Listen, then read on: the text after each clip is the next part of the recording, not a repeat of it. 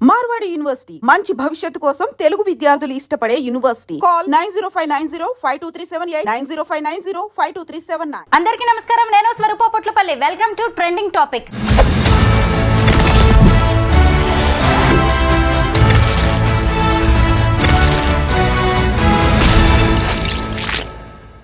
ఓ అమ్మ తినిపించే అన్నాన్ని, గోరుముద్దల్ని పిల్లలు ఎంత ప్రేమగా, ఇష్టంగా, నమ్మకంగా తింటారో మనందరికీ తెలిసిందే కదా.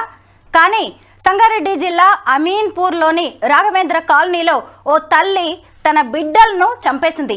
ఇన్ని రోజులు అందరూ ఆమె పెరుగన్నంలో పిల్లలకి విషం పెట్టి చంపింది అని అనుకున్నారు. కానీ కాదు. ఎందుకు అంటే ఆ పిల్లల డెడ్ బాడీస్కి పోస్ట్ మార్టం చేసిన గాంధీ వైద్యులు పెరుగన్నంలో ఎట్టి పరిస్థితుల్లోనూ విషం కలవలేదని, వాళ్ళని ఊపిరాడకుండా చేసి చంపారు అని పోస్ట్ మార్టం రిపోర్ట్ ఇవ్వడం అనేది జరిగింది.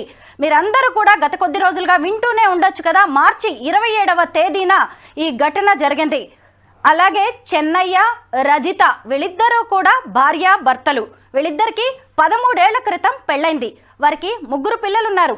పెద్ద అబ్బాయి సాయి కృష్ణ 12 ఏళ్ళు, ఆ తర్వాత ఒక పాప మధుప్రియ 10 ఏళ్ళు, ఆ తర్వాత గౌతమ్ అని 8 ఏళ్ల పిల్లలు. 3 కూడా ఎంత చక్కగా ఉండేవాళ్ళో.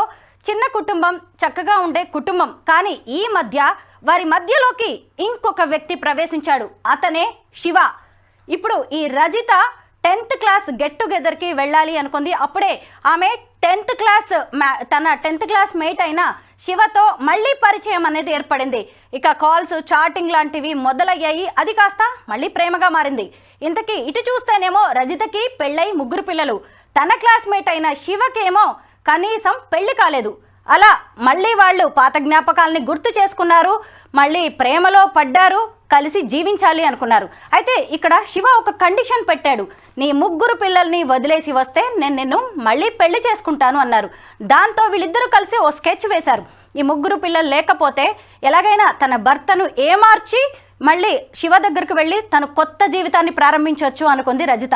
ఇందులో భాగంగానే ఇద్దరు కలిసి స్కెచ్ వేశారు. మార్చి 27వ తేదీన ఇక ముహూర్తం పెట్టారు. చెన్నయ్య వాటర్ ట్యాంకర్ డ్రైవర్గా పనిచేస్తూ ఉంటాడు. ఆయన రోజు రాత్రి వాటర్ ట్యాంకర్ నీళ్లు దింపడానికి వెళ్తూ ఉంటాడు.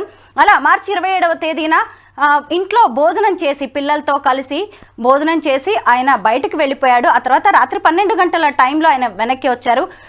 భార్యతో కలిసి ఆయన పడుకున్నప్పుడు కాసేపటికే ఈ రజిత కడుపులో నొప్పి అంటూ విలవిల్లాడడం మొదలుపెట్టింది.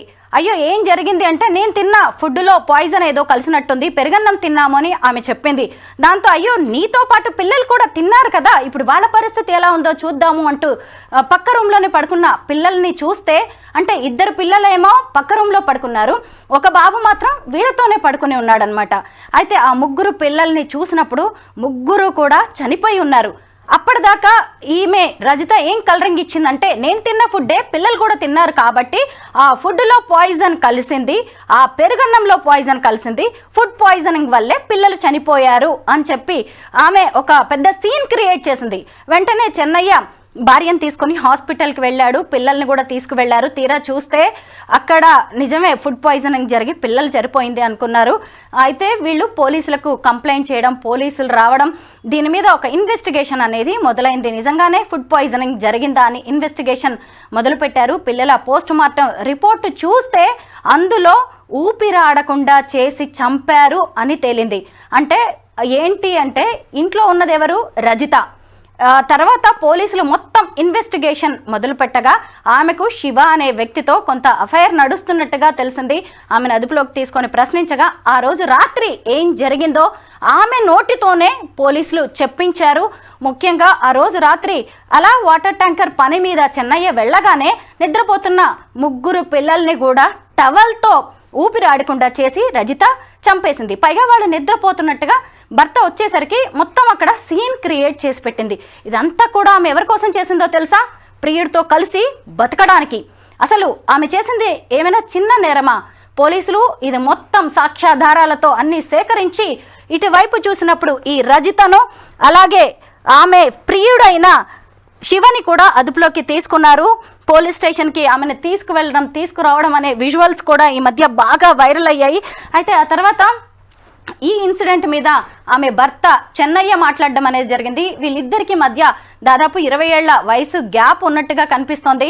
ఆమె భర్త అయితే దీని మీద చాలా సీరియస్ అవుతున్నారు. ఇలాంటి భార్య, ఇలాంటి ఆడది బతకూడదు, ఆమెను చంపేయాల్సిందే, చనిపోయిన నా పిల్లలకు బతికున్న నాకు న్యాయం జరగాల్సిందే, మీరందరూ నాతో ఉండాలి అంటూ ఆయన చెబుతూ ఉన్నారు. ప్రస్తుతం నాతో పాటు సీనియర్ అడ్వకేట్ సాయి కృష్ణ ఆజాద్ గారు ఉన్నారు. ఈ కేసు ఇక ముందు ముందు ఎలా బయటకు వెళ్తుంది, అలాగే దీని మీద ఇన్వెస్టిగేషన్ అనేది ఎలా జరగబోతోంది, కోర్టు ఎలాంటి తీర్పు ఇచ్చే అవకాశం ఉంది, వీటన్నిటి మీద కూడా ఆయన్ని అడిగి తెలుసుకుందాం. నమస్తే సాయి కృష్ణ గారు. నమస్తే అమ్మా. ముందుగా మనం చెన్నై గారితో మాట్లాడదాం. ఎందుకంటే నేను కాసేపటి క్రితం కూడా ఆయనతో మాట్లాడాను. ఆయన చాలా ఆవేదనలో ఉన్నారు. మీలాంటి అడ్వకేట్స్ ఆయనకి సపోర్ట్ చేయాల్సిన అవసరం కూడా ఉంది. 3 పిల్లల్ని చంపి ఇప్పుడు పోలీస్ స్టేషన్ పాలైన రజిత భర్త చెన్నై గారికి నేను కాల్ చేస్తున్నాను. చెన్నై గారు నమస్తే అండి. నమస్తే మేడం, చెప్పండి. నేను చెప్పాను కదా, లాయర్ గారు కూడా ఇక్కడ ఉన్నారు. ఆయన పేరు సాయి కృష్ణ ఆజాద్ గారు. నమస్తే అండి చెన్నై గారు. ఇది చాలా విషాదకరమైన బాధ. సో మీరు ధైర్యంగా ఉండండి, మీ వెనక మేము ఉన్నాము. ఖచ్చితంగా మీకు న్యాయం చేసే విధంగా మనం పోరాడదాము. ఓకేనండి. ముందు చట్టం తన పని తాను చేసుకోనివ్వండి. ఆ లీగల్ అంశాల పట్ల దాని గురించి మేడం మాట్లాడతారు. సార్ చెన్నై గారు, ఆ రోజు రాత్రి ఏం జరిగింది ఒకసారి మీరు చెప్పండి. ఉదయం వెళ్ళి సాయంకాలం తిరిగి వచ్చాను. మధ్య 9 గంటల టైంలో. ఆ టైంలో అన్నం తిని ఓ ట్రిప్ చందనగర్ ఉండేది.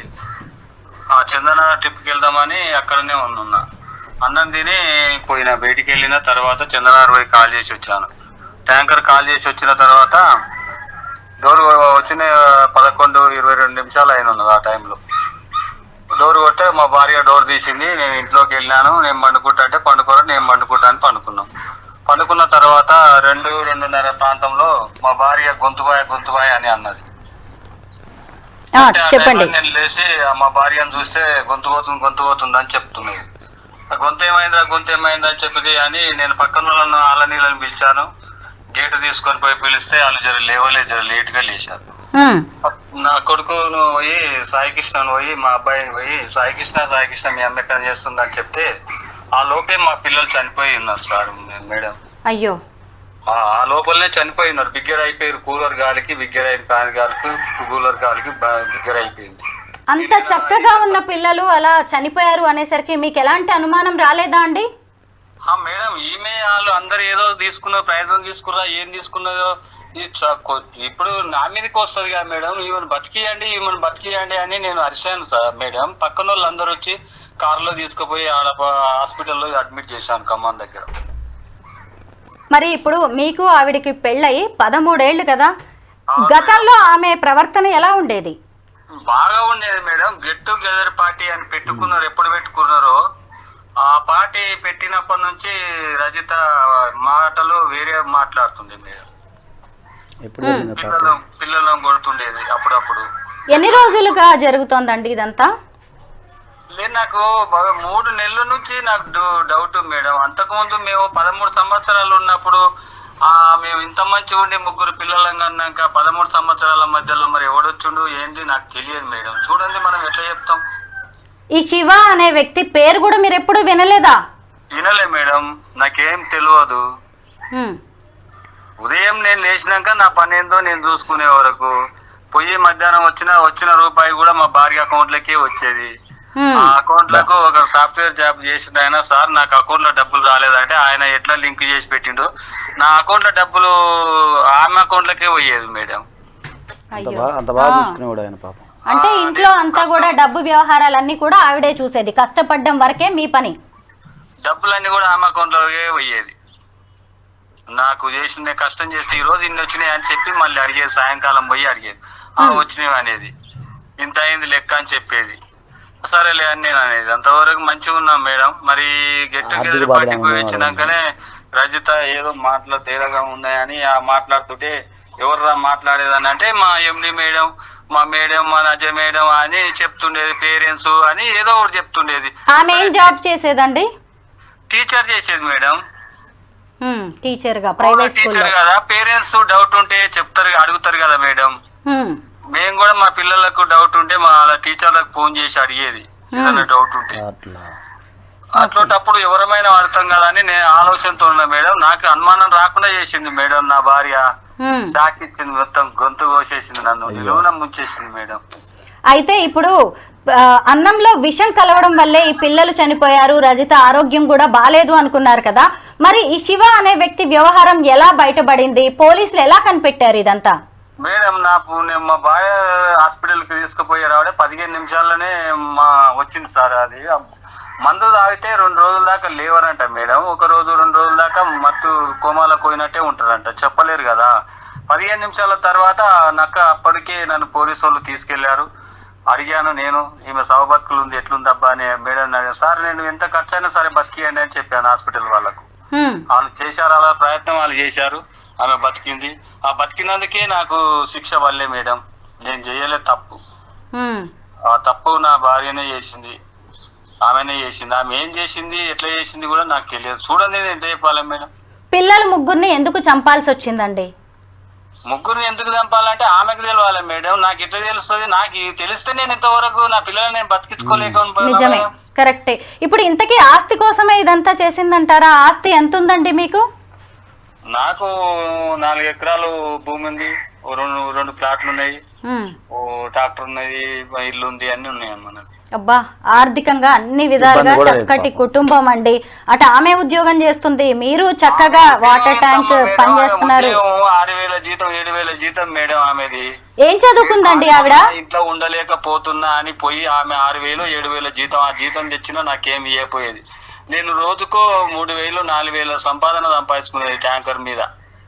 నేను ఉన్నది చెప్తున్నా. నేను కొన్న ఆస్తులు ఆమె పేరు మీద చేపిస్తే నా పరిస్థితికి గతికి తెచ్చింది మేడం. చెప్పండి, మీరే న్యాయం చేయాలి. నేను కొనిచ్చిన ఆస్తులు ఈమెకు. నాకు 2వ మ్యారేజ్ మేడం, నాది ఉన్నది చెప్పాలా కుల్లా. నేను ఫస్ట్ మ్యారేజ్ మా భార్య డెలివరీ కాక చనిపోయింది. అయ్యో. ఈ అమ్మాయిని చేసుకున్న తర్వాత ఈ అమ్మాయిని ఇయ్యాలంటే నీకు ఆస్తి పెట్టాలన్నారు. ఆస్తి పెట్టాను 2 ఎకరాలు. 2 ఎకరాలు పెట్టినాక 2 ప్లాట్లు కొని పెట్టాను మేడం. ఆమె పేరు మీదనే పెట్టినా. నాకు వద్దులే, ఉన్న కాడికి చాలు, ఓ బండి ఉంది, నాకు 2 ఎకరాలు ఉంది అని ఆమె పేరు మీద 2 ఉన్నాయి, నా పేరు మీద ఉన్నాయి కదా అని పెట్టాను మేడం. నాది తప్పా మేడం? తప్పేం లేదండి. పిల్లలు ఉన్నారు, 3 పిల్లలు ఉన్నారు. నాకున్న ఆమెకి పిల్లలకే పోతుంది, భార్యకున్న పిల్లలకే పోతా అనుకున్నాను. నా భార్య ఇట్లోటి చేతలు చేస్తాను నేను ఊహించుకోలేకపోయినాను మేడం. నేను కరెక్ట్, ఎవరు ఊహించరండి, నిజమే. పిల్లల్ని ఎలా చూసుకునేది తను? పిల్లలను కూడా మంచిగా చూసుకునే మేడం. చిన్నప్పటి నుంచి మంచిగా చేసి ఈ గెట్ టుగెదర్ పార్టీ ఎప్పుడు పోయిందో ఆ పార్టీ నుంచి వచ్చినాక పిల్లలను కసరించుకుంటూ వైర్ ఏది ఛార్జింగ్ వైర్ ఉంటే ఛార్జింగ్ వైర్ తోని కొట్టేది. పిల్లలు చెప్పుకొని నాకు ఏడ్చేది. అప్పుడు చెప్తే అరే గట్ల కొట్టకురా పిల్లలని వాళ్ళ అమ్మ నాయనకి చెప్పి కూడా మందగిచ్చాను. ఎందుకు కొడతావు, ఇవి చెప్తే ఇంటలేరు, బయట ఆడుతురు అని. ఆడుకునే టైంలో ఆడుకుంటారు కదా మేడం. అవును. వాళ్ళని బయటికి వెళ్ళనీయకుండా కొడుతుండేది ఒక్కొక్కసారి. ఓసారి ఏమో మంచిగా చూసుకునేది, బాగా చూసుకునేది. అవును, అట్లా చేసింది మేడం. నాది ఏమన్నా తప్పుందా మేడం? అయ్యో ఏం లేదండి, మీరెంత మంచి భర్త, మీరెంత మంచి తండ్రి అనేది అర్థమవుతుంది. 8 సంవత్సరాలు 49 48 సంవత్సరాలు ఉన్నా నేను వాస్తవం కాడికి చెప్పాలంటే ఇప్పటి వరకు మందు తాగలే. చెప్పండి మేడం, నాదేమన్నా తప్పుందా? లేదండి, లేదు. ఆ ఆస్తులు చేయడం తప్ప? నా భార్యను చేసి, నా భార్య దాన్ని చేశాను. నా గుండె కోసి దానికి ఇచ్చాను మేడం. గుండె కోత మిగిలిచ్చింది. నిజమేనండి. అసలు ఆ పిల్లలు ఎంత అల్లాడిపోయి ఉంటారు కదా మేడం. ఆ పిల్లల చంపబుద్ధి అవుతుందా? ఎలా అవుతుందండి? 9 మాసాలు మోసి కన్న తల్లి కదా పిల్లల్ని అంత 12 ఏళ్ళు 10 ఏళ్ళు 8 ఏళ్ళు పెంచిన తల్లి. ఎంత బాధాకరం అలాంటి వాళ్ళకి. అసలు వింటుంటే నెల రోజులలో వాళ్ళిద్దరిని ఎన్కౌంటర్ చేయాలి మేడం. ఇట్లోటోళ్ళు మళ్ళీ భూమి మీద ఉంటే ఇంకోటి తప్పు చేస్తారు మేడం. మీరు ఏమన్నానండి, నాకు న్యాయం చేస్తారని నేను మీకు మీడియా వాళ్ళకి దండం పెట్టి చెప్తున్నా. మీ కాళ్ళైనా మొక్క అంటే మొక్తా గానీ నా పిల్లలకు అన్యాయం జరిగింది, నాకు అన్యాయం జరిగింది, న్యాయం చేయండి మాకు. నిజమేనండి, మీకు ఈ రోజు జరిగిన అన్యాయం, ఆ బిడ్డలకి జరిగిన అన్యాయం గురించి తెలుసుకునే ఈరోజు సీనియర్ అడ్వకేట్ లాయర్ గారు సాయి కృష్ణ గారు వచ్చారు మాట్లాడడానికి. మీలాంటి వాళ్ళకి ఖచ్చితంగా ఆయన సాయంగా ఉంటారు. మీరు లైన్లో ఉండి కూడా ఆయన మాటల్ని వినొచ్చు. నేను కాసేపు ఆయనతో ఇక ఈ కేసు లీగల్గా ఎలాంటి టర్న్ తీసుకోబోతుందో తెలుసుకుంటాను. మీరు లైన్లో ఉండండి. చెన్నై గారు, ఆజాద్ గారు విన్నారు కదా, చెన్నై గారు ఎంత ఆవేదనలో ఉన్నారో. వాళ్ళిద్దరిని ఎన్కౌంటర్ చేయాలని ఆయన డిమాండ్ చేస్తున్నారు. ఈ కేసు విషయంలో వాళ్ళకి ఎలాంటి శిక్ష పడే అవకాశం ఉంది? నేను అనుకుంటా ఇలాంటి సేమ్ సిచ్యువేషన్ తమిళనాడులో జరిగిందండి. Same situation. ఆమె కూడా ఇట్లా లవర్ని వెళ్ళి చేయటం, తర్వాత ఇద్దరు పిల్లలు అమ్మాయికి. సో ఇద్దరు పిల్లల్ని చంపేసి భర్తను వదిలిపెట్టి భర్తను కూడా చంపాలని ప్లాన్ చేసింది. ఆ రోజు లక్కీగా భర్త ఫోన్ చేస్తే ఆయనకి ఆఫీసులో వర్క్ ఉందని చెప్పేసి అతను రాలేకపోయాడు. అతను చంపేసి వెళ్ళిపోదాని ఆలోచనలో ఉన్నారు. సరే అతను ఎంతసేపటికి రాకపోయేసరికి ఆమె వెళ్ళిపోయింది. పొద్దున చూసేసరికి ఫ్యాన్లు అన్ని తిరుగుతున్నాయి, లైట్లు అన్ని తిరుగుతూ ఉన్నాయి. ఏంటి అని చెప్పి అతను తలుపు బద్దలు కొట్టుకుని లోపలికి వెళ్తే ఇద్దరు పిల్లలు చనిపోయి ఉన్నారు. సో ఆ విషయంలో ఆమెకి క్యాపిటల్ పనిష్మెంట్ పడింది, ఉరిశిక్ష పడింది. ఉరిశిక్ష పడింది, తర్వాత లవర్కి లైఫ్ పడింది అనమాట. సో నాకు తెలిసి నేను ఇది చూసిన తర్వాత నాకు రెఫరెన్స్ చేస్తే ఆ కేసు బయటపడింది. ఇప్పుడు ఈ కేసులో కూడా శివ రజిత ఇద్దరికి శిక్ష పడే అవకాశం ఉంది కదా? ఖచ్చితంగా ఉందండి. ఎందుకంటే ఇక్కడ చిన్నపిల్లలను చంపడం అనేది పోక్సో యాక్ట్ కింద కూడా వస్తుంది. అదొకసారి మనం చూసుకోవాలి. తర్వాత ఉద్దేశపూర్వకంగా చంపటం విత్ ఇంటెన్షన్, ఒక దురుద్దేశపూర్వకంగా చంపాలన్న ఉద్దేశంతో దీన్ని కల్పబుల్ హోమ్సైడ్ అంటారు మన లీగల్ భాషలో. చంపాలని ప్లానింగ్తో ముందు నుంచే ప్లాన్ చేసుకుని ఎలా చంపాలి ఏంటి ఇవన్నీ ప్లాన్ చేసి ఆమె చంపేసిన తర్వాత మళ్ళీ యాక్టింగ్ చేయటం ఇవన్నీ కూడా ఏంటంటే ఆమెకు తెలిసే చేసింది ఇవన్నీ ఉద్దేశపూర్వకంగా. ప్లస్ అతను ఎవరైతే శివ అన్న అతను ఎవరైతే ఉన్నారో అతని ప్రోత్సాహంతో పురోధాలభంతో చేసింది. ఖచ్చితంగా ఏంటంటే ఆమెకు క్యాపిటల్ పనిష్మెంట్ ఇందులో ఖచ్చితంగా పడుతుందండి. కాకపోతే మన ప్రాసిక్యూషన్ వారికి ఎవరైతే ఇన్వెస్టిగేషన్ ఆఫీసర్స్ ఎవరైతే ఉంటారో వారికి మనం ఖచ్చితంగా సపోర్ట్ చేయాలి. జాగ్రత్తగా వాళ్ళకి ఎవిడెన్స్ అంతా మనం చూడాలి, దగ్గర నుండి చూసుకొని చేస్తే ఖచ్చితంగా ఆమెకి నాకు తెలిసి నేను చూసిన దాన్ని బట్టి చూస్తే ఆ కేసుని తమిళనాడు కేసుని రెఫరెన్స్ చేసుకుని చూసినట్లయితే క్యాపిటల్ పనిష్మెంట్ ఉరిశిక్ష పడే అవకాశం ఉంటుందండి. ప్లస్ ఇంకేంటంటే చిన్నపిల్లలు కాబట్టి పోక్సో యాక్ట్ కాబట్టి దీనికి సపరేట్గా సంబంధించిన వేరే కోర్టు ఉంటుంది అనమాట, పోక్సో సంబంధించిన విచారించేది బాలాలకు సంబంధించింది. సో అది కూడా తొందరగా అయిపోయే అవకాశం ఉంటుంది. మిగతా కేసుల్లాగా కాకుండా తొందరగా మనకి 6 months 8 months 1 yearలో ఇది ఇన్వెస్టిగేషన్ అంతా కంప్లీట్ అయిపోయి తొందరగా కేసు క్లోజ్ అయ్యే అవకాశం ఉంది. ఆ సందర్భంలో నేను ఆయనకి చెన్నై గారికి ఎలాంటి న్యాయ సహాయం అయినా సరే నేను ఖచ్చితంగా అందిస్తాను. దాని ద్వారా ప్రాసిక్యూషన్ వరకు మనం సపోర్ట్ చేద్దాము. అలాగే ఇంకేదైనా అవసరమైతే ఆయనకి ఇంకేదైనా ఇన్వెస్టిగేషన్లో ఏదైనా డౌట్లు ఏమైనా ఉన్నా కూడా నా వంతు కర్తవ్యంగా నేను అందిస్తాను. ఎందుకంటే అసలు గుండె తరుక్కుపోతుందండి. ఎంత ఘోరం, ఎంత యాక్టింగ్ చేయటం, అసలు చంపేటప్పుడు ఎట్లా అనిపిస్తుందండి. పెంచి చేసేటప్పుడు వాళ్ళకి ఊపిరాడకుండా చేయటం కొంచెం కూడా ఆలోచన లేదండి. లాయర్ గారు చూడండి అసలు ఎంత ప్లాన్ వేసిందో. భర్త అలా వెళ్ళాడు, ఆ తర్వాత పిల్లలు పడుకున్నారు, వాళ్ళని ఊపిరాడకుండా చేసి చంపడం, ఆ తర్వాత ఆమెకు కూడా హెల్త్ బాగాలేనట్టుగా విషం కలిసినట్టుగా. అంటే భర్తనే కాదు పోలీసుల్ని, కోర్టుల్ని, చట్టాలని అన్నిటిని కూడా ఫూల్స్ చేయాలనుకుంది. అంత అమాయకంగా ఉన్నారు జనం అని ఆమె అతి తెలివిగా ఆలోచించింది. చంపేటప్పుడు ఆ పిల్లలు అల్లాడుతుంటే కాళ్ళు చేతులు పెరుగులాడుతుంటే ఎంత తల్లి హృదయం ఉంటుందండి, ఎంత తల్లి హృదయం ఉంటుందండి. ఒక చిన్న పిల్లోడి కంట్లో నలకబడితేనే మనం విలువల్లాడిపోతాం, వాడికి దగ్గు జలుబు నైట్ అంటే మనం అల్లాడిపోతామే. అలాంటి పరిస్థితుల్లో ఆమె అలా అంటే అసలు ఎలా అనిపించింది అది అంటే ఆ రకమైన పైశాచికత్వము. ఆ కథ నాకు తెలిసి ఈమెకి ఇతను చెప్పిందని బట్టి చూస్తే బాగా చూసుకుంది పిల్ల అంటున్నాడు. ఈ 3 నెలలే మార్పు వచ్చింది అంటే మెయిన్ ఆ శివ అన్న అతనే బాగా ఆమెకి ఇంజెక్ట్ చేస్తున్నాడు నా డౌట్. రోజు వద్దు వదిలేచుకో మనం వచ్చేసే నువ్వు వచ్చే అని చెప్పి అతను ఆమెను ఒక ట్రాన్స్లోకి తీసుకెళ్ళాడేమో అనిపిస్తుంది నాకు. ఖచ్చితంగా అతను కనుక ఇన్వెస్టిగేషన్ గట్టిగా చేస్తే మొత్తం బయటకు వస్తుంది ఇంకా. ఎందుకంటే అతను చెప్తున్నారు కదా ఆయన చెన్నై గారు, ఎందుకంటే మాట్లాడేటప్పుడు ఏదో టీచర్స్ అనో లేదా ఇంకేదో వంక పెట్టుకుని మాట్లాడుతూ ఉంది. అతను ప్రతిదీ అప్డేట్ చేసుకుంటా ప్రతిదీ కూడా అతను ట్రాన్స్ చేస్తున్నాడు. ఆమెను ఒక ట్రాన్స్లో తీసుకెళ్ళిపోతున్నాడు, ఒక ఊహాజనితమైన లోకాలకు తీసుకెళ్ళిపోతున్నాడు. నువ్వు 2వ వివాహం చేసుకున్నావు, 2వ ఆయన్ని పెళ్లి చేసుకున్నావు, నన్ను చేసుకుని ఎట్లా ఉండేదేమో ఒక రకమైన ట్రాన్స్లోకి తీసుకెళ్లేసరికి ఆమె నిజంగానే ఆ ఊహాలోహానికి వెళ్ళిపోయి పిల్లలు నా పెరుగు బంధం అనే ఆలోచన మర్చిపోయిందేమో అని నేను అనుకుంటున్నాను. నేను సైకలాజికల్గా గమనించింది అయితే అది. సార్ పోలీసు వాళ్ళు గట్టిగా త్వరగా ఇన్వెస్టిగేషన్ చేస్తే మొత్తం నిజాలన్నీ బయటకు వస్తాయండి. దీనికి సంబంధించి ఆయనకి ఎలాంటి న్యాయ సహాయం అయినా సరే మనం ఖచ్చితంగా సపోర్ట్ చేయాలి. సాయి కృష్ణ గారు, అసలు చెన్నయ్య గారు తన భార్యను ఎంత నమ్మారో, ఎంత ఇష్టపడ్డారో, ఎంత ఇంపార్టెన్స్ ఇచ్చారో ఆయన మాటల్లోనే మనం విన్నాము. పొలం పెట్టారు, అసలు ఆయనకు వచ్చే డబ్బంతా కూడా ఆమె అకౌంట్ లోనే పడుతుందంట. ఆమె ఏది చెప్తే అది నమ్మారు ఆయన. పైగా ఇప్పుడు పిల్లల్ని ముగ్గురిని ఆ తల్లి చంపేసిందంటే మనకే అసలు గుండె తరుక్కుపోతుంది. చెన్నయ్య గారి పరిస్థితి ఎలా ఉండొచ్చు? అసలు ఇంకొక విషయం చెప్పాలి మేడం, ఈ 1 month నుంచి నాకు బాధ అనిపిస్తుంది. ఒక అతనేమో 2 పిల్లల్ని బకెట్ లో ముంచి చంపేసి అనిపాడు కాకినాడలో, ఇంకొక అతనేమో నదిలో కాలువలో పిల్లని పడేశాడు. ఈ చిన్నపిల్లల్ని చంపే ఘటనలు చూస్తూ ఉంటే గుండె తరక్కుపోతుంది మేడం. చాలా అసలు ఏడుపు కూడా వచ్చేస్తుంది నాకైతే, నిజంగా చెప్తున్నాను. చాలా బాధపడుతున్నాను. వాళ్ళు ఏం చేశారు, ముక్కు పచ్చలాని చిన్నపిల్లలు, వాళ్ళకి పాపం పుణ్యం తెలియదు, ఇవన్నీ ఏం తెలుసండి, అందులో నవమాసాలు మోసి మీరు కని వాళ్ళకి ఎంత బాధపడతామండి పిల్లల్ని పెంచాలంటే. సాయి కృష్ణ గారు, మనం చెన్నై గారి గురించి కూడా మాట్లాడుకోవాలి. ఆడవాళ్ళ గురించి మనం సాధారణంగా మాట్లాడుకుంటాం కదా, విధి వంచితలు అని. ఇప్పుడు ఆయన చూడండి, మొదటి భార్య డెలివరీలో చనిపోయింది, సరే అని రెండో అమ్మాయిని చేసుకున్నాడు. ఆమె చూడండి, ఎవరన్నా ఊహించే దారుణాలు అసలు ఇవన్నీ. చాలా అసలు ఆయన ఇప్పుడు సమాజాన్ని ఎలా ఫేస్ చేయాలి, ఆయన ఎలా బతకాలి? ఫస్ట్ సంఘటన జరిగింది భార్య, అది మళ్ళీ ఇది ఇంకోటి పిల్లలు పోవటం ఎంత బాధకరం. కానీ ఇప్పుడు ఆయన చెయ్యాల్సింది ఏంటి అంటే న్యాయం కోసం పోరాడడం, అంతే. ధైర్యంగా నిలబడాలి, గుండె ధైర్యమే మెయిన్ ఇప్పుడు ప్రజెంట్ ఆయనకు కావాల్సింది. అవును, మనం ఖచ్చితంగా ఆయనకి లీగల్ గా మనం ఇద్దాము అలాంటి విషయాల్లో. చెన్నై గారు విన్నారు కదా లాయర్ గారు ఏం చెప్పారో. విన్నాను మేడం, థ్యాంక్ యూ సార్. మరి మీకు గుండె ధైర్యం ఇస్తామండి మీకు ఖచ్చితంగా. అయ్యో అట్లా లేదండి సార్, నా పిల్లల బాధ నేను చూడలేక. అయ్యో అయ్యో అయ్యో, నెల రోజులలో వాళ్ళని ఏదన్నా చేస్తే నా పిల్లలకు ఆత్మశాంతి అవుతుంది సార్. మీరు చేయండి సార్. చేద్దామండి ఖచ్చితంగా, తొందరగా ప్రాసిక్యూషన్ అయ్యేటట్టు చేద్దాం. గ్లూకోజ్ పెట్టుకున్నదాకా నేను ఉండలేను మేడం, నమస్తే చెప్తున్నా. నా పరిస్థితి కూడా అట్లుంది.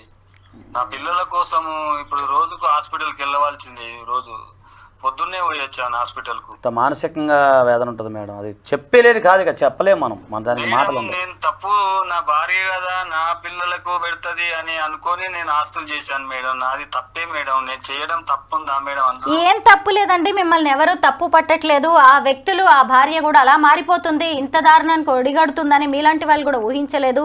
ఇందులో మీ తప్పేం లేదు. కానీ ఇప్పుడు మీ కర్తవ్యం ఏంటి, ఇన్ని రోజులు నా జీవితం ఏంటి అని మీరు ఎలా పని చేసుకున్నారో, ఇప్పుడు ఇక మీదట మీ బాధ్యత ఏంటి అనేది కూడా తెలుసుకోవాలి. చెప్తున్నాను మేడం, వాళ్ళిద్దరు ఉండకపోతే నేను బ్రతికి మంచి భవిష్యత్తు, నా ఆస్తి నాది ఏదో ఒకటి నాకు తోచిన సాయం 10 మందికి సేవ చేసే వరకు పెడతాను మేడం.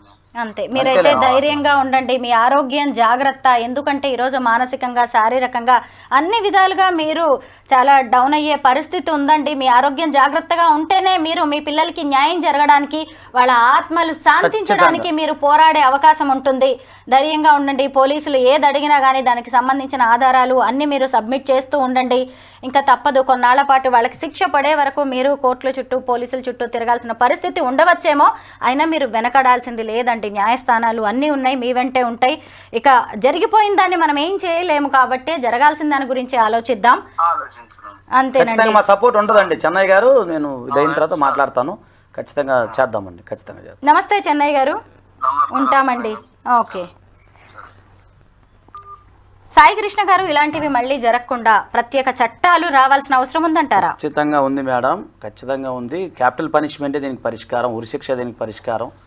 ఎందుకంటే ఇంకోటి, ప్రజల్లో కూడా కొంత మార్పు కూడా రావాలండి. ఈ సోషల్ మీడియా ప్రభావం కానీ, కమ్యూనికేషన్ విషయాల్లో కానీ, ఇవన్నీ కూడా ఏంటంటే కొంచెం నిఘా పెట్టాల్సిన ఆవశ్యకత ఎంతైనా ఉంది. మన వాళ్ళు ఏం చేస్తున్నారు ఏంటి, తప్పదు కొన్ని సందర్భాల్లో. ఇప్పుడు ఇలా మాట్లాడితే పిల్లాన్ని అనుమానిస్తున్న భర్త అని చెప్పి మళ్ళీ కేసు పెడతారు. లేదండి, అందరిలో విపరీతంగా ఫ్రీడమ్ అనేది పెరిగిపోయింది. చేతి నిండా డబ్బులు ఉన్నాయి, పైగా కొత్త కొత్త సుఖాలు కోరుకుంటున్నారు. ఎక్కడికక్కడ అడ్జస్ట్ అయిపోయి బతికే మనస్తత్వాలు చాలా తక్కువగా ఉన్నాయి. కొన్ని సామెతలు ఉన్నాయి కదా, మరి ఇప్పుడు మనం చెప్పుకోకూడదేమో, కానీ నిజం చూస్తుంటే కొన్ని అయితే అట్లనే కనిపిస్తుంది. కానీ ఇలాంటివి ఇక మీదటైతే జరగకూడదు. రజిత లాంటి వాళ్ళకి పడే శిక్షను బట్టి మిగతా వాళ్ళు కూడా ఇలాంటి ఏమైనా చేయాలనుకున్నా భయపడాలి. Thank you so much Azad గారు.